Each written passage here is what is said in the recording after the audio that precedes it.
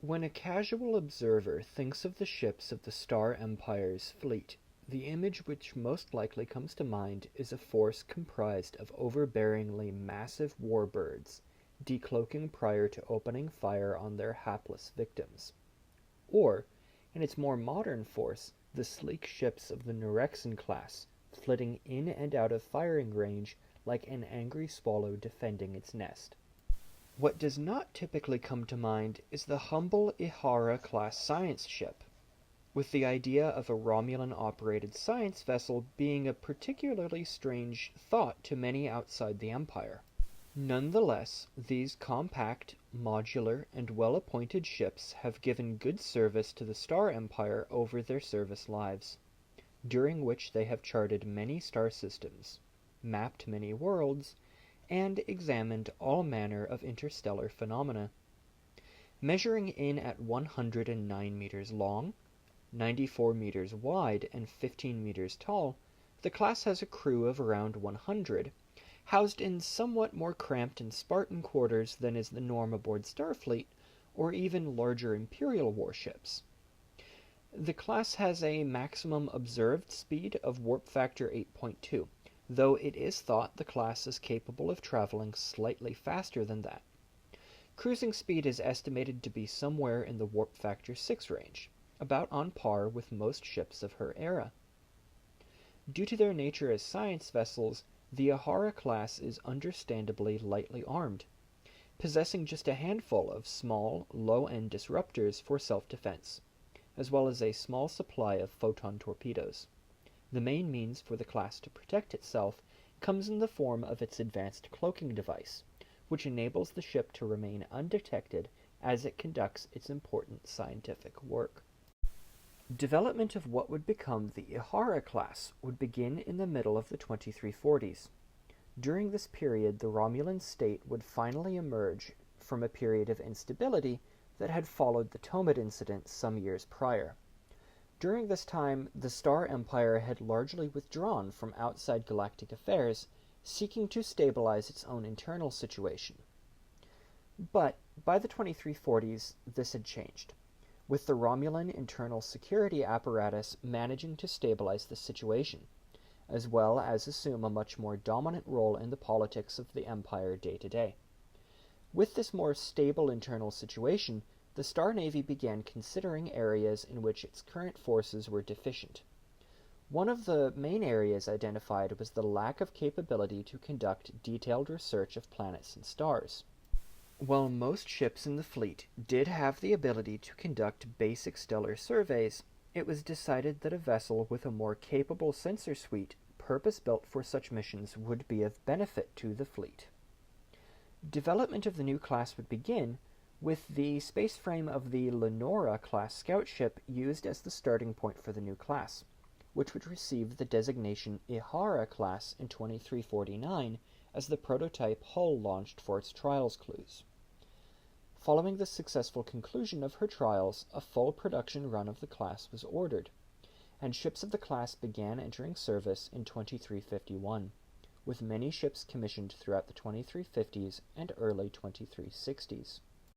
Once in service, the Ihara class gave good service, with members of the class being used extensively along the new frontier areas the Star Empire claimed, as the state exited its self-imposed isolation in the 2360s. Though even prior to this, science ships would extensively chart and study many stars, black holes, and nebula throughout the Empire. Ihara-class ships would also be used to test several new technologies by the fleet, with the small ship being seen as a low-cost and simple alternative to much more expensive and larger ships.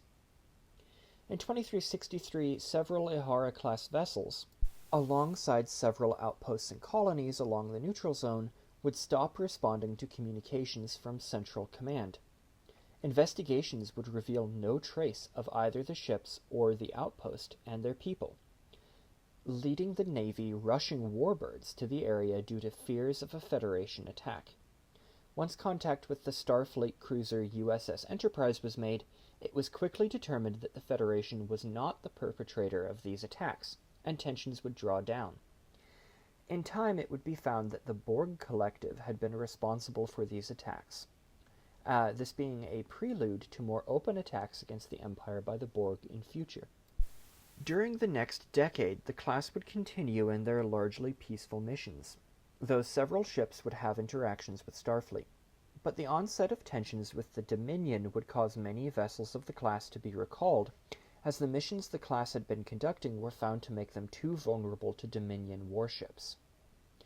Once the Empire became involved in the broader war against the Dominion, several efforts would be made to militarize the class, with the most successful of these being a program to turn Ihara-class science ships into sensor picket platforms, with modified members of the class being sent to the border alongside a barrage of cloaked sensor drones, which would scan for potential Dominion incursions of the Romulan portion of the front and alert Central Command.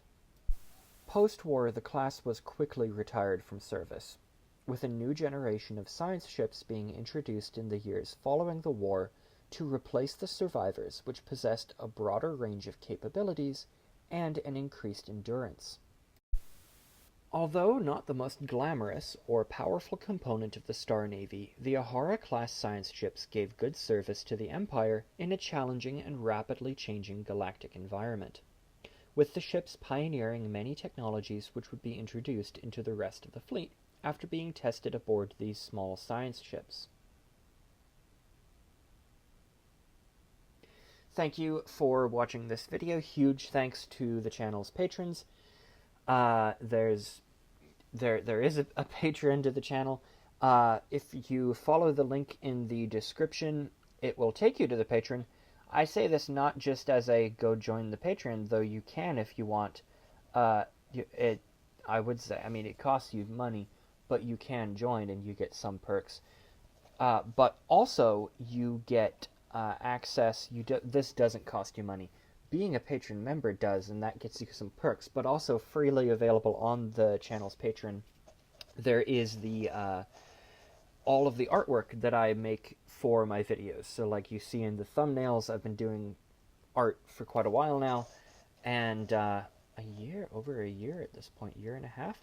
So yeah, there's plenty of random Star Trek ships that do have artwork that you can sort of go and see and look at. Star Wars, Star Trek, Babylon 5, Halo, all that stuff. I do make pictures for each of the videos, so you can find that there. Also, I mean, yeah, let me know. I couldn't find an official name for this class. I didn't think there was. I say official as if anything other than like on-screen canon matters. But I couldn't find anything. As I was recording the video, I realized that maybe Star Trek Online has something about it, and I should have checked that. However, I didn't, and I wasn't going to check the Star Trek Online wiki and see if it had a name, and then halfway through recording, re-record after editing the script to include the name of that, because that was way too fiddly, and this video is going out later anyway. So, if there is a Star Trek Online name for the class, consider that a separate sub-variant of the Ahara, and that's what I'm sticking with. So if you leave a comment saying something like Star Trek Online has a name for this, my official headcanon is that's a variant of this class, and I'm going to stick to that, because I didn't want to re-record. Basically, I'm lazy, and that's about it. So yeah, I mean, do with that information what you want. I'm gonna go now.